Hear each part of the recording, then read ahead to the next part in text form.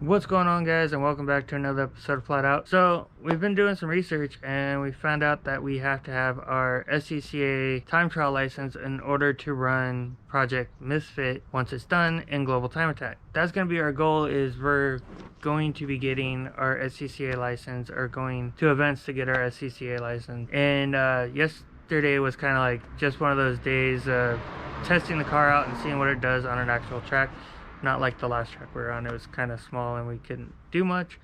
But besides that, pretty much the only thing that we did for track prep for this event was an oil change and new tires. We got some Federal RSRs, 265 35 18s. That's kind of like just a basic setup that we went with. It was cheap and easy. But yeah, so yesterday it was just too windy and we had a storm coming in, so it was just kind of like one of those things we just couldn't. Even if we wanted to talk and stuff like that, you guys wouldn't be able to hear us. That's why I'm here right now, just kind of doing a recap on the day and stuff like that. We had 3 dry sessions, and then they just kind of let it open range after lunch and kind of do whatever you want or run as many laps as you want in the wet. And it was actually really fun. I learned a lot about the car and suspension adjustments and stuff like that, and we kind of started narrowing down suspension adjustment that I felt comfortable with. First session out, I shaved a second off of my personal best when Project Misfit was still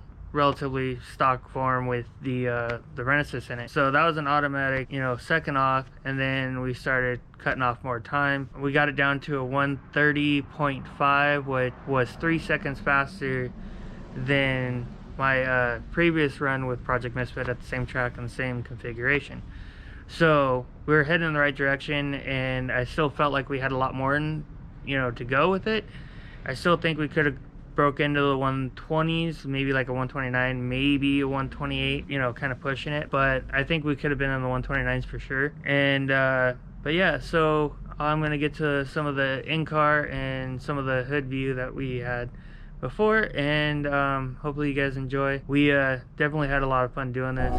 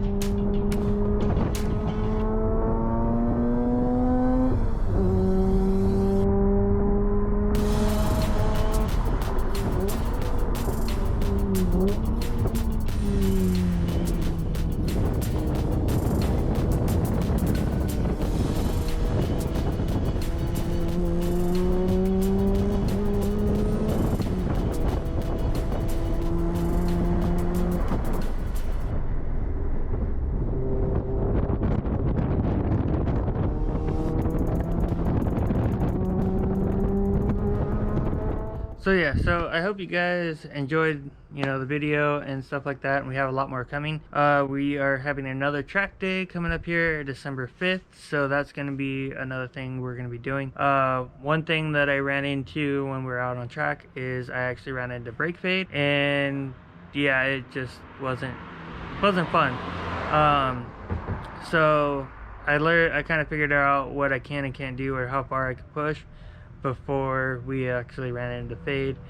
So our next thing before we go to the next track day on December 5th is going to be new pads and rotors, and we're going to get all that set up.